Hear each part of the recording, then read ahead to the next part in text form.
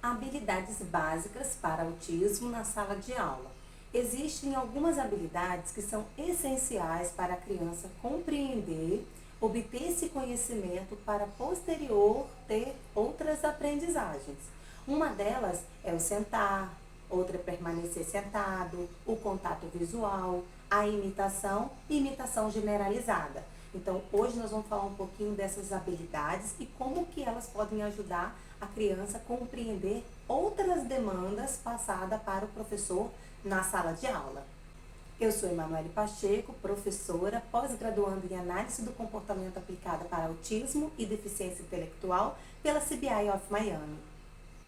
Se você se interessou por esse assunto, se inscreve no canal, curte o vídeo para que outras famílias possam ter informações sobre a ciência da análise do comportamento aplicada, ABA, na escola e ajudar os seus filhos a aprender, compreender, estudar e alcançar séries que de fato vai trazer aí uma compreensão, uma aprendizagem.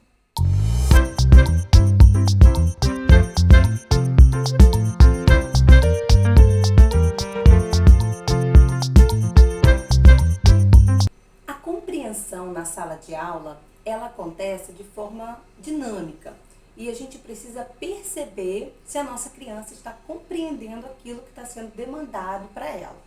E uma das formas que faz com que ela consiga compreender é quando ela tem habilidades de ouvinte. Será que aquilo que ela está escutando, ela consegue compreender e colocar em prática a interpretação que ela faz daquilo que ela está ouvindo? Essa é uma habilidade de ouvinte. Para que a criança com autismo consiga ter essa habilidade de ouvinte, ela precisa ter alguns pré-requisitos. Se a criança está recebendo uma ajuda para responder uma determinada demanda, digamos que essa ajuda seja gestual. E aí, no momento que a professora faz uma determinada atividade em sala de aula, a criança precisa chegar até uma determinada resposta.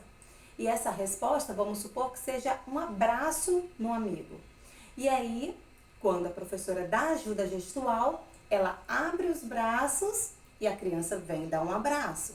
Agora, se a professora não abrir o braço, dando a dica gestual, e disser abraço, será que a sua criança vai compreender que abraço, o que a professora está falando na dica verbal, é de fato a resposta que ela tem que apresentar de dar um abraço no amigo, se a atividade for determinada desse caminho? Então, o que a gente precisa observar? Se a criança está tendo uma habilidade de ouvir e compreender o que a professora está falando, que é o abraço, nesse exemplo da demanda, ou se a criança está compreendendo que é um abraço pelo fato da professora estar usando uma dica gestual que é abrir os braços. Então, a gente percebe que se eu abrir o braço e disser para a criança abraço, ela vai abraçar. E se eu não abrir o braço, se eu não der essa dica gestual e eu disser abraço e ela compreender, significa que ela está começando a ter essas habilidades de ouvinte, porque escuta e consegue compreender a demanda. Mas para ela poder chegar lá, nessa compreensão de ouvinte, é preciso ter essas habilidades para ela poder compreender outras demandas e vir aprender novas tarefas também na sala de aula. Uma das habilidades para chegar nas habilidades de ouvinte é o sentar. Então, eu posso ajudar a minha criança a sentar na cadeirinha. Eu posso utilizar um objeto de interesse da criança, chamar a criança para sentar, entregar esse objeto para ela e ela vai brincar naquele momento ali com aquele objeto. A partir do momento que ela começar a levantar, eu retiro o brinquedo da criança, retiro o objeto, pode ser um objeto também utilizado em sala de aula que seja de interesse dela, e convido novamente a criança para sentar. A partir do momento que eu começo as atividades partindo do interesse da criança, ela tem mais interesse em vir para a mesinha para poder ficar ali e receber uma próxima atividade. Então, esse treino do sentar vai ajudar a minha criança a compreender outras demandas.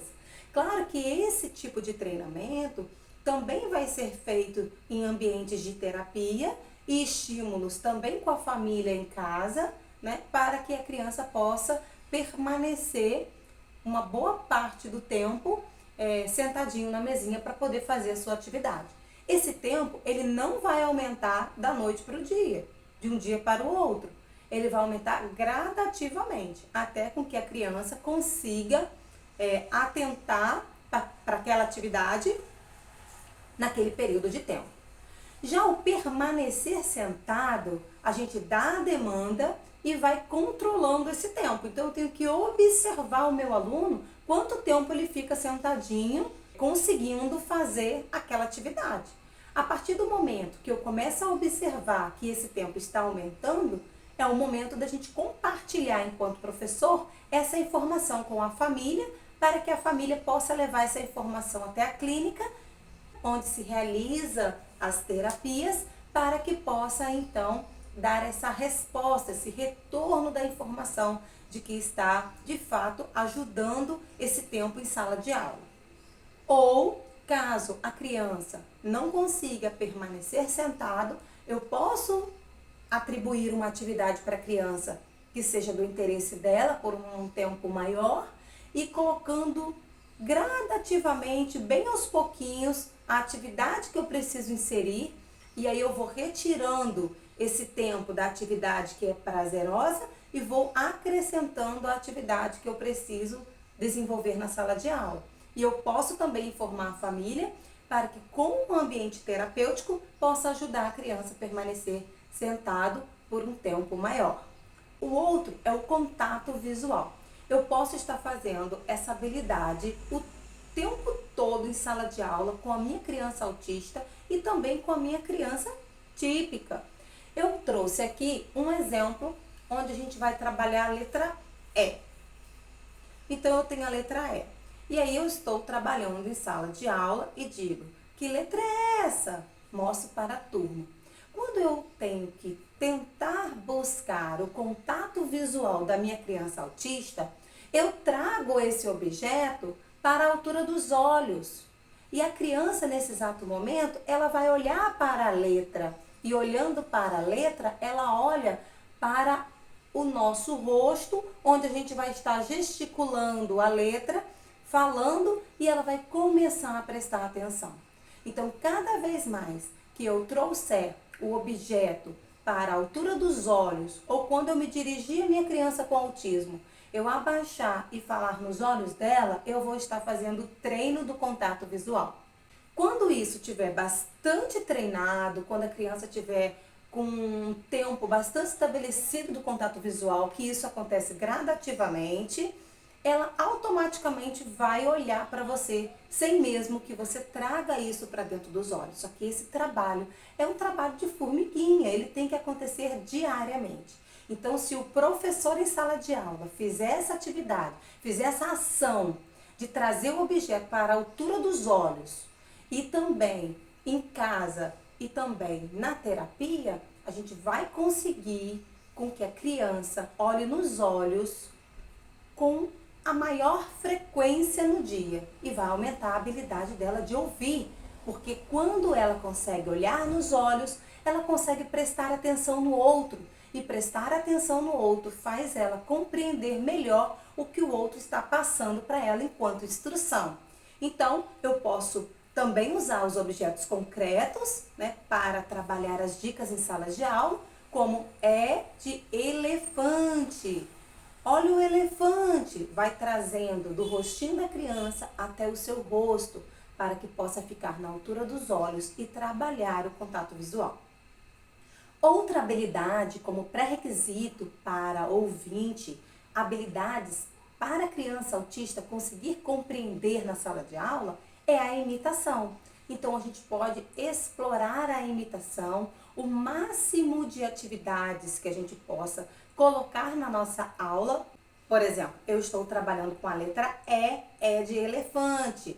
Como o elefante faz com a perninha? Levanta a perninha, levanta a outra perninha. Vamos dar tchau para o elefante. Vamos imitar. eu estou trabalhando a letra E, mas estou aproveitando a oportunidade para treinar a imitação. Porque quando eu estimulo o meu aluno com autismo a imitar, eu estou contribuindo para que ele possa me compreender, independente de qual for a demanda que eu estiver passando.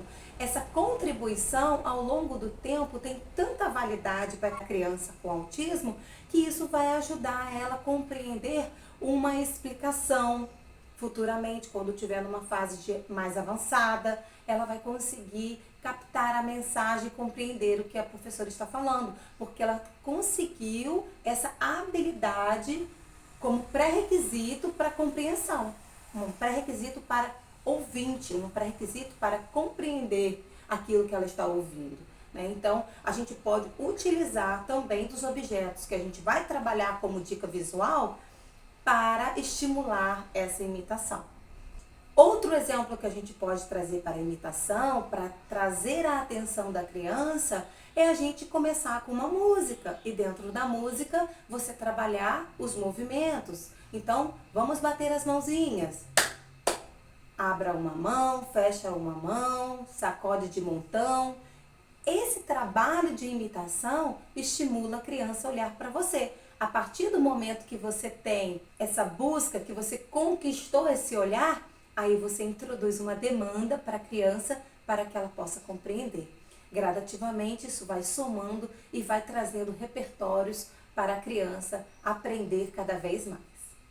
E por último, é a imitação generalizada. É quando ela, em qualquer ambiente, seja na escola, seja em casa, seja um ambiente na clínica, seja num lugar passeando, num parque, num bosque, num shopping, dentro de um comércio ou mesmo na igreja, ela realiza determinadas imitações sem ela ter sido treinada, sem ela ter sido estimulada para imitar naquele momento.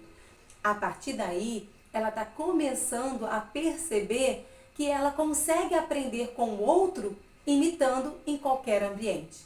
Então a gente chama isso de imitação generalizada. Isso pode trazer muitos benefícios para a criança também, porque ela vai compreender que imitando outra pessoa, outra coisa, em qualquer ambiente, ela consegue também trazer aprendizagem. Então, sentar, permanecer sentado, contato visual, imitação e imitação generalizada são habilidades essenciais para que a criança possa compreender, ouvindo com compreensão, e ela possa aprender. Hoje ficam as dicas para que a gente possa estimular as nossas crianças em sala de aula, junto com os conteúdos que a gente tem para trabalhar.